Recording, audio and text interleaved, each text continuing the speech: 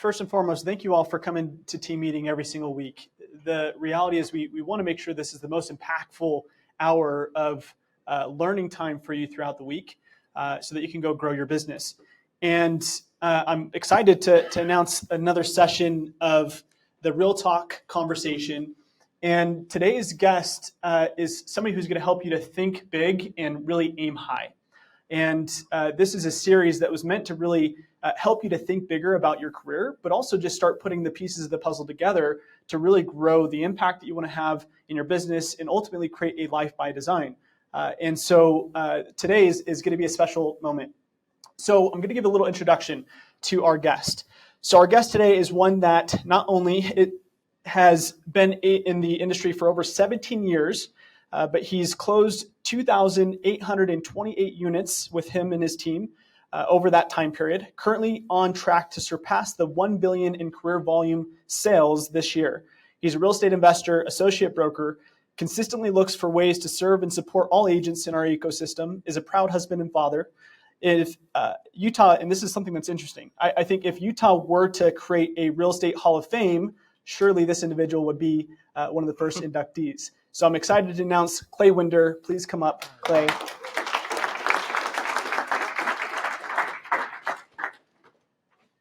And this is, if you know Clay's personality style, even though I have this really formatted and proper, I've sent him the questions in advance, this is something that might go off the rails a little bit, so enjoy. What he means it's going to be fun. You're getting my deep and dark secrets in this conversation today. But I mean, I just want to start with, like, where did your entrepreneurial journey start? Like, take us back before you even got into real estate. How did this all unfold? Yeah, great. So in 2006, I was a 21-year-old UVU student and signed up for some real estate classes at UVU because I wanted to be a real estate investor. I think a lot of people can relate to the allure of being an investor is kind of drew me in. But I learned while taking those classes that it satisfied the 120 hours to become an agent. And so I kind of got interested in what is it like to be an agent. And at the time, I had kind of a rich dad, poor dad experience during that time in my life. I had an uncle that was very entrepreneurial. And my dad was very much just kind of corporate ladder, so to speak. And my uncle came to me and he said, hey, I've got this condo that I own that got completely trashed. If you're willing to remodel it and fix it up and sell it, I'll split some of the profit with you. It's a net listing and they're illegal, but I wasn't a licensed agent at the time. But I did that and I ended up selling it in the newspaper. Like when you buy like 30 words in the Deseret newspaper. This is 2006, right? And I sold it like FSBO, and the guy that bought it didn't have an agent. Not one agent prospected me, by the way, which in hindsight is interesting. But I love the experience. So I decided to get licensed and started interviewing brokerages and ultimately found this really weird, obscure brokerage. It was only in Salt Lake County at the time called Keller Williams. And the reason I called it weird is every brokerage I met with spent a minute. I met with 3 other brokerages. KW is the 4th, but all 3 brokerages, when they asked like, oh, well, who are you checking out? And I said Keller Williams, they like trashed it, which made me like it more because it was a threatening model because at that time, the cap model was revolutionary. Everyone else just had a split with no cap. And ultimately, I did join KW in Salt Lake in January of 2007. And then was part of the core group that met Dean when KW came down here to Utah County and merged with Westfield. And Westfield was a little brokerage in Alpine at the time. And we opened up this office in Highland in the greatest time in real estate history, 2007. So if you know your history lesson, I joined at a very naive time, but I didn't know any better. The world came to an end. But I was 22. I didn't care. I just thought, well, it's fun. I'll give it a shot, and just jumped into it. Yeah.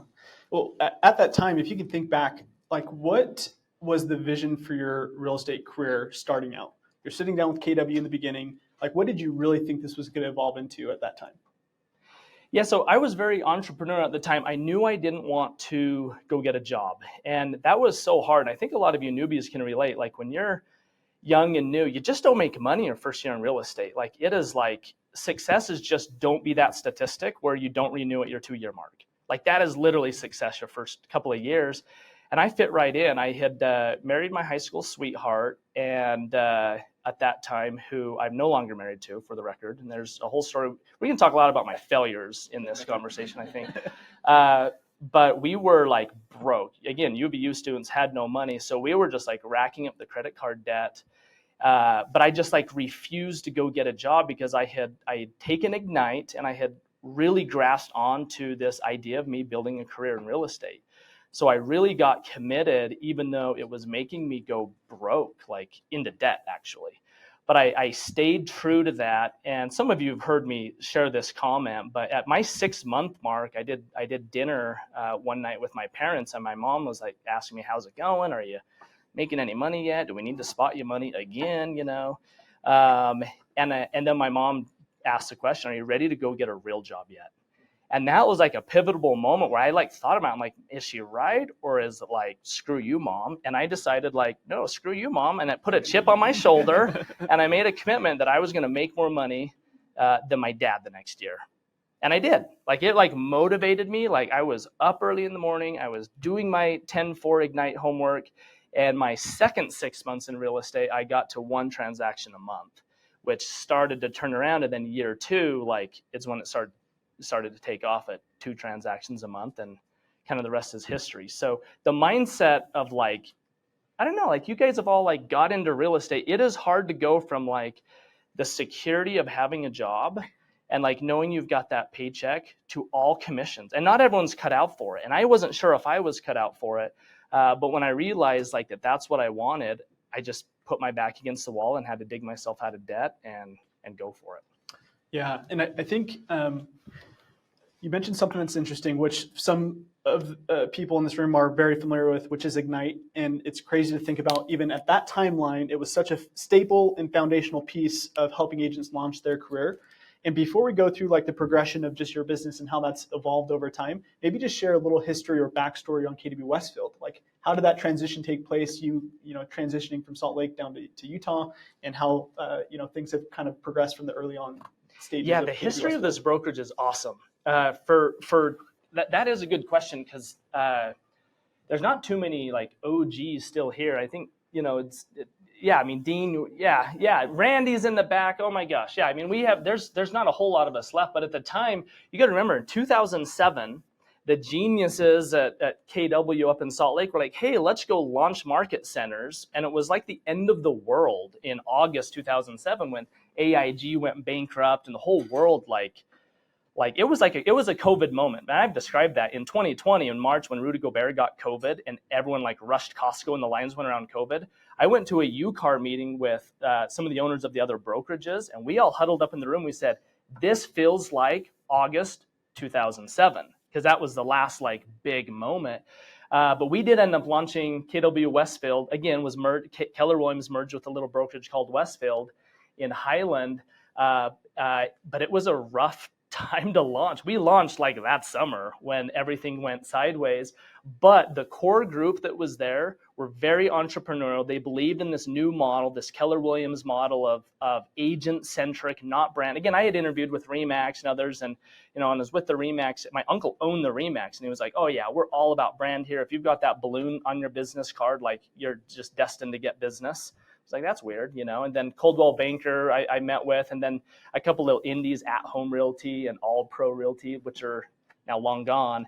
But I met with all of them. But KW is weird because they had this idea of everyone's special, but nobody's extra special. Everyone pays the exact same. Everyone has the same cap. So the new guy has the same value to the ownership and to the brokerage as the most experienced agent. And that was like revolutionary at the time. I think we might take that for granted now. But at that time, we had this core group in Highland that said, hey, there is like a lot of trouble. Let's go figure it out together. And we kind of band together and plowed forward. And we learned short sales and HUD homes and foreclosures and just plunged into the recession. And a lot of the old dogs that had life pretty good, because we had the 2005, 2006 bubble, they got out of the business. But then those of us that stuck around and just cut our teeth through the recession had the awesome opportunity to ride the wave when the market shifted. And this is happening right now. So I think there's a lot of parallel stories that we can learn from that time to right now. Totally. And we'll get into some of the strategies that I think, just top individuals are focused on in this time. But I would love to just go back to just the progression of your business over time. And I actually have one thing that we'll talk about is KW is an open book company, which I think is one of the greatest gifts in business, to be able to have an organization that operates that way. And for those who's been to Win with Sellers, that has been taught by Clay. All right, you're going to hear all the same stories. Shoot. One of the phenomenal curriculums that you need to, it should just be a staple repeat class that you go to consistently when we launch it. But one of the cool exercises you go through is just showing the progression and journey of your business. So we actually have a screenshot from the slide that you share in that setting. If you'll just kind of walk us through how things have changed, because 2007, 8 transactions compared to 2023, 250 transactions. Just walk us through that journey. Yeah, so I'm totally financially naked right now. This is like my whole life in a spreadsheet in terms of a financial income earning life here. But I have a lot of failures. And to kind of go back to your first question, as you look at like 2007, 2008, when you ask like where was my mindset, once I committed to real estate, I thought, okay, I'm either going to join a team or create a team. Because I had read the Red Book, the Red Book that we all still have, like it was around at this time. That book's now like 20-something years old. It predates my career. But I had read it. So I had interviewed a few teams. They didn't really want me because look, my first year, like I just wasn't doing great. And I don't know, it was kind of interesting. But I decided, okay, I do want to create a team. But holy smokes, it is so hard. So I just failed for like years at hiring an assistant. Then I'd lose them. Then I'd hire another assistant.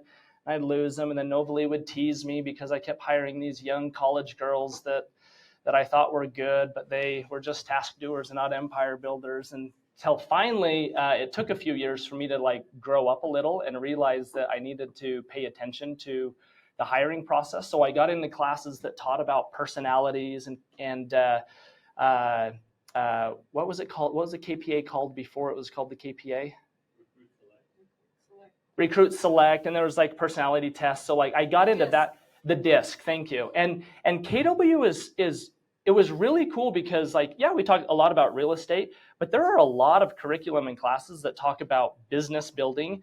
And I had to start to really lean in almost more into that because I just kept failing. But the one thing I stayed true to was perfecting my craft and just going on listing appointments, lead generating, making my calls, and doing that. So if you guys kind of look at this, like my big battle, and those of you that all raised your hands with Win with Sellers, that one of the biggest challenges we preach the joys of life when you're a listing agent. Like listings are easier to manage, they're more fulfilling, you have more control. Listings are the name of the game, but it is so hard to get listings. And I'd argue that almost every person in this room is lopsided, where we just simply do more buyers than listings. And that was definitely my story. And I have tons of, that's why I break it up, buyers between sellers, because I was very buyer heavy for a lot of my career going into it. But still to this day, I still have the goal to get to 50-50, and we've gotten close the last couple of years, but it comes from getting into new construction and different things to get there. But it's certainly a battle. So, yeah, do you have specific questions on? Yeah, what would you say was the pivotal year for you? Obviously, you had a huge year, almost doubling your business from 2008 to 2009, but then also you had a pretty big shift going back into 2013 timeline. Same thing, almost doubling your business. Were there key hires or something you changed drastically about your business in those times? Yeah. So that year was a year that I started to lean into like I had hired my first buyer's agent and assistant, and I started to lean too much onto them, and I got a little bit, I don't want to say lazy, but I got a little bit unplugged, and so we went backwards, ended up letting those people go. And so, like I said, I kind of failed at team building, frankly. But probably one of the most critical years of my entire life is 2012. 2012, if you see that, and I can't see it, you guys, I am backwards, but 2012 was interesting, and I think some of you guys can relate to this. I had like the hardest year of my life was 2012, but it was also like one of the most successful years business-wise. Personally, I told you I married my high school sweetheart, whatever you want to call her. She was wild, like she was so fun, but she was she was bipolar, so like a lot of our debt was her like medical prescriptions, because she was taking some stuff to chill her out because she was so wild, which is like the funnest person to marry for like a minute. 2012, we decided to divorce. She wanted to continue to be wild in a way that didn't work very well in a marriage. And so personally, like we all have ups and downs, right? And we can handle it two different ways. Sometimes it just affects like all aspects of life. I either in spite of the divorce or despite of the divorce, either way, I just like laid into my work because it wasn't fun to come home in the evening. So I just started working like evening, Saturday, Sunday. And a really magical thing happened on the work front. And that is I did 60 transactions, just me. Like at that time, I had kind of blown up the team. I didn't have an assistant other than a transaction coordinator, that kind of helped with the paperwork. And so it was like personally, my life like really stunk, but financially and work-wise, like it took off. And that just so happened to be 2012 into 2013, the market finally shifted. And we went from a buyer's market to a seller's market. Like the first time I had ever even really seen multiple offers in my entire career was 2012. I had been doing real estate for like 5 years and never received multiple offers on a listing. It was one of those, like, I came back to Dean and I was like, what do I do when two people want my listing? Like, whoa, it took a while to get there. But that was an interesting time of redefining. That was also the time when the ownership group here in Westfield shifted, and there was an opportunity for me to buy in as one of the investors and the owners here in Westfield. And I finally took the plunge and decided to start a new chapter of my life and move from Salt Lake County down here to Utah County. I'd been living in Salt Lake those all those years.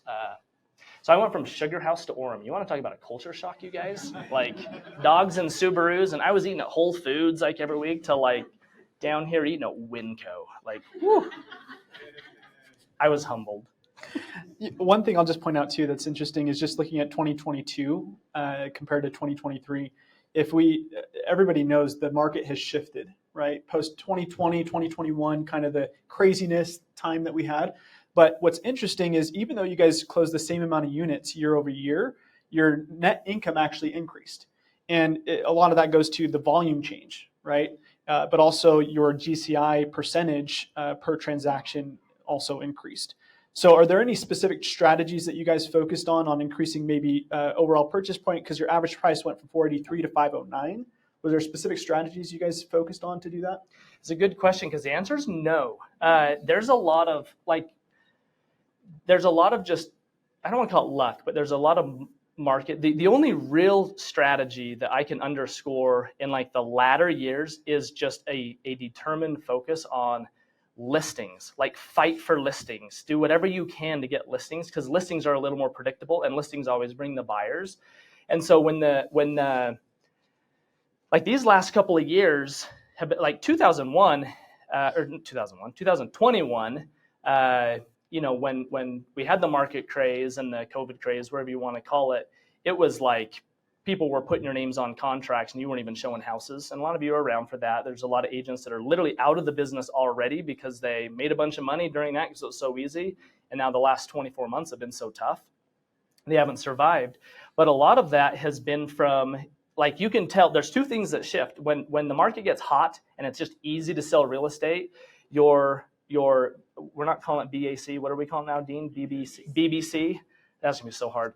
But like the commission rate just goes down, right? Because it's just easy to sell real estate. Builders aren't dumb, like sellers aren't dumb. They just really attack commissions because they lose sight of the value of realtors. And so that really got pinched the last few years. But the minute the Fed raised rates and said, we got to cool off the economy, we got to make it hard to sell homes, which is exactly what they did. Now, all of a sudden, builders, sellers, all of us have changed our attitude. We're like, buyer agents actually, if they have a qualified buyer, it matters. In fact, I'll share this story. Just last weekend, I had a listing that received 37 offers. It was a fixer-upper in Sandy. People in this room made offers on it. Out of 37 offers, the winning offer was Brett Wild. I wish Brett was here because I want to compliment him. He represented a cash buyer that made the highest offer out of these 37 offers. And in the very end, he said, hey, by the way, in order to like secure the win, I'll discount the commission if that's what it takes to win. And I actually had a moment where I thought about that for a second. I thought, if I discount the commission, I could put that in my pocket. I could put it in the seller's pocket. Like, I have a variable rate listing. Like, I have some flexibility. Like, do I want to put a little more money in my seller's pocket by also taking advantage of that? But I had a moment and I realized Brett just brought me a cash offer, almost $100,000 more than my list price, beat out 37 offers. How dare I discount that? Like, he just delivered like the best thing my seller and I could have purchased with the BAC. Like, who am I to discount that? And so I didn't, and I feel good about that. And Brett was excited about that. And so I told Brett, like, well, dude, I'm not going to discount your commission. You just like totally hooked my seller up with a great buyer. And I'm telling that only to illustrate, when you've got a good, high quality buyer that can perform and all of those things, that, not BAC, BBC, is worth it. And we should acknowledge that as listing agents and own it. If you're a buyer's agent, like, walk around with your head, it's a buyer's market right now. Be super excited that you've got what every seller wants and you should get paid for it. And you'll see the commission rate is coming up because we're gaining our confidence as agents and defending our commissions a little bit more. And just this year, like well, I guess it's been flat it has gone up 2.36 to 2.5. It's slowly going back up. And that's also from my own value proposition, getting out of my 2% listings that I've had over the years and getting that increased. And then, of course, like you said, volume has indeed gone up. Unit count was flat, but volume's gone up, and that's just simply purchase price. Yeah, which ultimately we do measure success by unit count. Like, that's the focus. But we've been in a nice market where luckily the volume has actually been increasing. And you point something out that's important. If we really talk about the agent value proposition, really is what you're speaking to, and understanding the value of an agent in yourself, honestly, as a business owner. And if you look at the last decade, you've seen hundreds of agents come in the industry and then walk right out the door, get out of the industry. And so what have you kind of earmarked as some of the successful traits that you've realized in people who stay in this industry long term? Oh, I love this question. Yeah, because we have a black eye as an industry. I shouldn't say a black eye, but we have a revolving door. Attrition is low in this industry. I think number one, people also just don't treat those first couple of years like an apprenticeship, or they just all assume they're going to come in and make $100,000 their first year, and it's just not that easy. It is tough. So you've got to survive. But the personalities that make it versus the personalities that don't come down to, I think, well, a few things, but number one, the agents that realize that you're not in the real estate business, you're in the lead generation and the relationship business, far exceed those that come in and said, hey, I got my license because I love HDTV, I love interior design, I love architecture. That doesn't matter in this business. Like agency, it comes down to one thing, and that's the fiduciary responsibility for your clients. It's helping clients make great real estate decisions through data, through counsel, through asking good questions. And the people that understand this is the people business, not the house business, they'll succeed. Mm-hmm. And then you gotta like it and enjoy it, because you can feel the people that are just in it for a quick buck, that don't really care about the people, versus the people that are like, don't necessarily care so much about the money, but care about the people. And it's funny, like, you look at a lot of like our top dog agents, like they care about the people. Even if they're not like high bubbly personality, that doesn't matter. It just matters, do they care? Like, do they care about the people or not? Yeah, absolutely. I know that's kind of general, but it's totally true. Like, we see agents come in, and you can almost meet somebody in a few minutes, and just if they're cocky or ego and it's all about them and not about their people, it's pretty clear to be like, you're not going to be here much longer. Like, people are going to feel it. Yeah, and we've talked about that recently, just the evolution of AI and some of those technology pieces that are coming in. The one thing that I believe will take a long time, or is not even going to be on the radar during our timeline of automating, is relationship creating. And that's something that we have a strategic advantage of really leaning into our ability to create deep, meaningful relationships with clients and just care about people.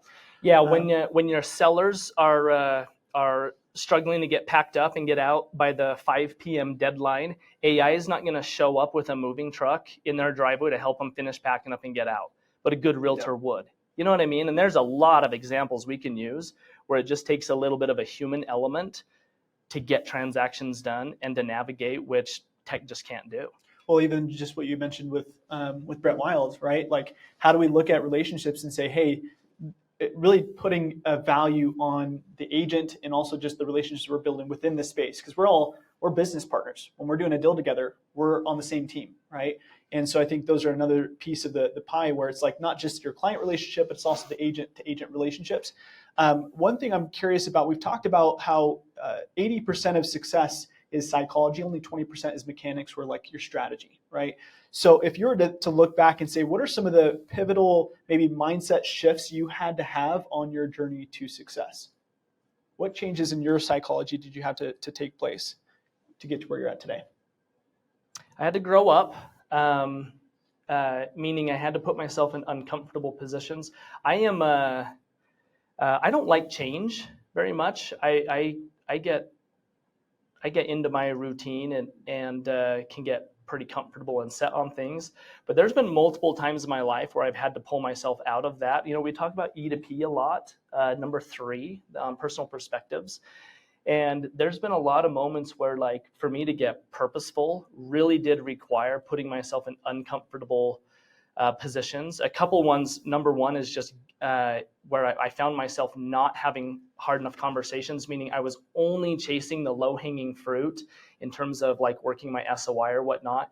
And when my business was kind of flatlined, I knew at the end of the day, I just had to make more calls, and probably to strangers or lead sources that like could tell me to F off. And I had to just grow up and make those calls, but I got good results from it. Another time is coaching. I've had coaching on and off through my career, and like coaching has always been a little bit uncomfortable, because I know by hiring a coach, they're going to like ask me to do things and then expect me to do them or give me accountability. And I'm like, I do not want someone breathing down my shoulder, like telling me, that I'm failing. Nobody wants to be told that, which coaches don't do that, by the way. They're actually trained and they do what they want, but like hiring a coach to like pull myself out of these ruts absolutely helped, but it is uncomfortable, and it is a hard decision to make. Yeah, totally. And that moving from E to P is probably one of the biggest breakthroughs to just new ceilings of achievement, right? And new layers of opportunity. I just want to shift gears a little bit. I want to tell either a funny story or a scary story. I got so many of these. Yeah, so we get into the exciting career. part. Over 10 years, you've probably run into some interesting stories. So if you can think back, I've listened to a couple of episodes of the Red Sign podcast, and I've heard the Josh Powell story being his agent. I've heard obviously you're an investor, so buying rental properties, one of the haunted houses that you bought in Provo. Maybe walk us through some cool or funny story. If you guys go up to the second level, we have it used to say "for the love of real estate." Now it says "where entrepreneurs thrive." But for the love of real estate, I actually really like that tagline that KW was circulating, because they're like, when we talk about prospecting and getting coaches and building the businesses and failing your way forward and all these things, it gets a little tiresome, and there is an element of like, well, why are we doing it? And so to think through like, well, the fun part of real estate, there are so many fun things that happen. I've walked in on multiple naked people in real estate. Like, I shouldn't call that fun. It was a little awkward. No, yeah, you do meet great people. Like, yeah, me and Austin have plenty of. We have plenty of stories. But literally just on Saturday, like 3 days ago, I was at a listing appointment. I never met these people. They were a referral from an SOI, and I walk in, and it's the family's there, and they're saying, okay, well, let's talk about what we need to do to the house. We can do some painting, this and that. And I just kind of roll through my scripts and I say, let's talk about the pets. I see that there's a dog mat like in the living room. So I'm like, clearly you have a dog. Like we probably need to like figure out a solution, because it is a little tougher to sell a house with a dog. I said, well, it's not a dog, is what they said. I said, oh, well, what is it? I said, well, you should just meet Olive. I was like, all right, well, let's meet Olive. Olive is in the backyard. So they open up the back door, and this 200-pound pig comes walking into the house and comes and like snorting on my leg, like smelling me. And I'm like trying to pet it, but pigs aren't real soft when they're big. Like maybe when they're like small, they're cute and soft. It's like this hard. Anyway, he like walks in and just like plops down on the bed. So I'm like sitting in this living room, like having a listing appointment with a 200-pound pig sitting next to me. And then I have to like break their heart. And I'm like, well, are we including like pork chops with the sell of the house, or like is it like, what are we doing? And I said, well, I think you guys probably understand this, but we need to find Olive like a place to go while I sell the house. Like I don't, yeah, I still don't know our solution on it, but I told them I want Olive to be rehomed during that. But we could probably find a home in here, right? Somebody who would house it. Jen? Yeah, this was Kearns too. I wasn't in Genola or down south. This was like the middle of the city, like Kearns. Like they're just a normal, like it wasn't a ranch house. Like this was like a suburban house. So there's there's wild stuff. But you'll run into some creeps. The ladies use forewarned. There's a lot of creeps out there. I kind of find it more interesting. But yeah, for those of you that don't know Josh Powell is like one of the most notorious murderers in Utah. Killed his wife, killed his kids, killed himself, blew up a house. What's that? Yeah. No, but I met Josh Powell at an open house. I sold the home next door to him, and he came over to my open house and was this was before he like murdered everybody. He came over and was like kind of mad at me, like gave me a lip because he was a realtor and he was next door to this house, and was kind of like, oh, they should have listed with me type thing, and it was kind of awkward. But either way, like I kind of, in my attempt to kind of soften it, we end up swapping contact info, and then when it went under contract, I actually gave him an update. Hey, want to let you know it went under contract. It's going to close. You're going to have new neighbors, this and that. So we kind of developed a little bit of a relationship there. But then when it all got on the news of his wife went missing and whatnot, I decided I had like this little Mini Cooper that was branded, red sign, so dorky. Don't ever brand your cars. I think there's some out there too. It's a bad thing because the only calls you ever get off a branded car is like, this mother effer just cut me off on I-15, like, a-hole. Like, yeah, don't brand your cars. But I had my branded car, and when all of this was going down, I thought the news was all parked out in front of their house. So, like, I thought, I'm going to just pull up in front of his house. I'm going to go knock on the door. The news is, like, bound to, like, maybe catch a glimpse of my car. And so I pulled up. Is that the big spike on your career during that timeline? Yeah, it probably was, actually. It was when I was trying to find myself in life. But yeah, and it worked. Like I pulled up, the news immediately was like all of this, Josh selling his house, because I had, Keller Williams on my car and all that stuff. And I had no comment. I thought it was so cool. But I walk up to the door and just knock on it, and he opens it a crack. I was like, what do you want? I'm like, hey Josh, it's me. Remember the realtor that sold next door? Like, can we just talk for a second? And he let me in. And so I went in, him and his brother's now dead too. The whole family's dead. Like the brother committed suicide, dad died in prison. Like it is like crazy, you guys, that whole story. But I like met him and talked to him. I'm like, look, I don't care about like the drama. I just want to know, like, you've got a U-Haul out. Like you're clearly moving to Washington. Do you need a realtor to? Yeah. Well, duh. That was why I went. I said, do you want me to sell your house? And he said, actually, yeah, absolutely. Like, do you want to list the house? And so I said, yeah, well, let's walk. So I walked the house. There was carpet missing in the front room because the police had cut out because there was blood splatter or something. Went down in the basement. Anyway, we like toured the whole house, and then after, as I was following up, I pulled the county records, and Susan's on title. Susan's the missing wife, and so I had to send that email. And I thought, well, there's no listing. Like, I can't, like, if she's missing. So I said, hey, like, she's on title. Like, I really did say this, I either need her signature or a death certificate. Can you get me either one of those? And he said, well, I'll talk to the lawyer and see what we can figure out. Because a missing person, I've learned, and correct me if I'm wrong, title people, but I think they've got to be missing for 5 full years before then you can get, like, a court-ordered death certificate to actually sell their assets and stuff. And it hadn't been it had hardly been 5 days, let alone 5 years of her missing. So I couldn't sell the home. So then it was like, well, let's just lease it. And then he ended up leasing it to the guy, Gus. If you listen to the Cold podcast, they talk about them, because then when Josh killed everybody, it was like Gus called me first. And he's like, what do I do? And I'm like, well, I guess you get free rent now. Like, everybody's dead. That's a sad story. But guys, real estate's fun. Changing subjects. Clay, if there's one thing, as we wrap up the last question, if there's one thing that you would like to be remembered for, what would it be? Oh, man. Yeah, not Josh's agent. No, not that. I wasn't technically his agent. Never sold.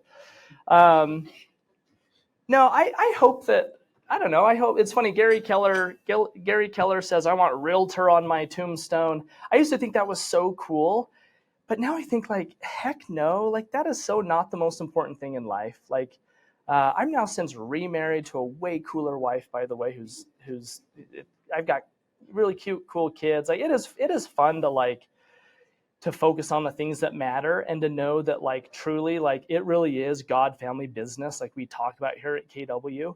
At the end of the day, I would hope that I would be known as somebody that actually cares, that genuinely looked out for their clients, their friends and family. Hopefully you guys can feel that. I want to be known as somebody that cares, and then probably next to that, an adventurer and an explorer. Yeah. And I know those who know Clay or who have interacted with Clay can definitely say that you care. So we appreciate all that you do for KW Westfield and supporting agents in their career growth. And thank you so much for joining us today. Thanks, guys. Give them a Let's go hand. make some money.